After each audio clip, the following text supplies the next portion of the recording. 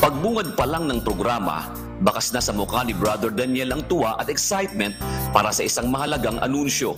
Hindi ba isang mabuting pagkakataon ito ngayon na ang mga kinikilala ng Panginoong kanyang kapatid mapakain, mapainom, magawan ng kabutihan at mapagsilbihan?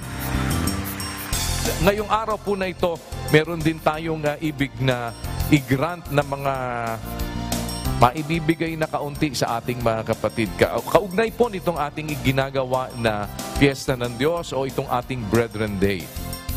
Walang kaide-ideya ang mga recipient na sila na nga ang mapapalad na napili para sa regalong pinagtulungan ng mga kapatid sa MCGI.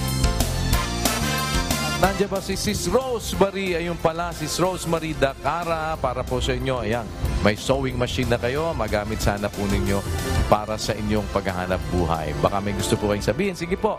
Marami po salamat po sa Diyos. Wala po akong masabi po, Brad.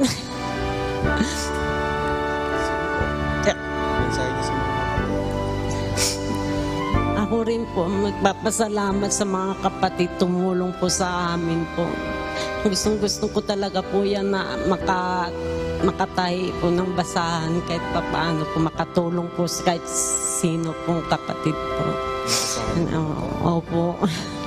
Ayan po, kapatid. Hindi ko po inaasahan po, Brad. Salamat po. Surprise kayo. Hindi nyo naasahan.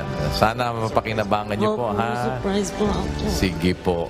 At pagpalain kayo ng Panginoon, kapatid na Rosemary.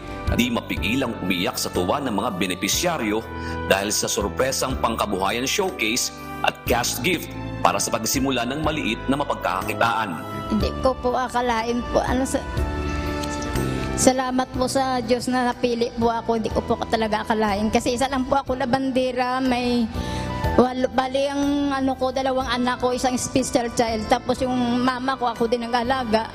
Tapos may inalagaan pa ko na kapatid ko po.